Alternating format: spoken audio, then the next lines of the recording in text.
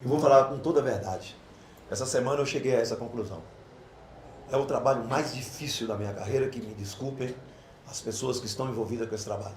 É o trabalho mais difícil que eu peguei na minha carreira. Você entende? Eu estou vendo o processo de estabilização da Ponte Preta e eu não tenho que estar externando, porque quem tem que externar o que é a Ponte Preta são os grandes pontepretanos, pessoas que têm uma história aqui. Não é fácil você fazer campeonato de recuperação de brasileiro, né? Hoje, por exemplo, nós batemos assim rapidamente. Ó, gente, os resultados de ontem nós vimos. Os resultados de ontem, você entende? A gente tem que somar os 3 pontos. Para você ficar naquela disputa que para mim vai continuar. Ela vai continuar. Mas eu precisava estar com pelo menos 20 pontos. Vou ser muito sincero. Precisamos estar com pelo menos 20 pontos, porque aí você está numa condição de ter 9 a disputar.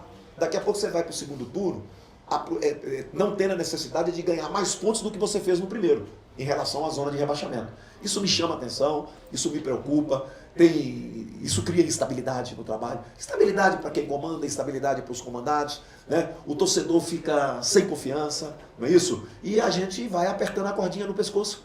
E nós temos que colocar o dedo aqui para não deixar que a coisa aconteça da pior maneira para a Ponte Preta, num ano dificílimo da Ponte Preta.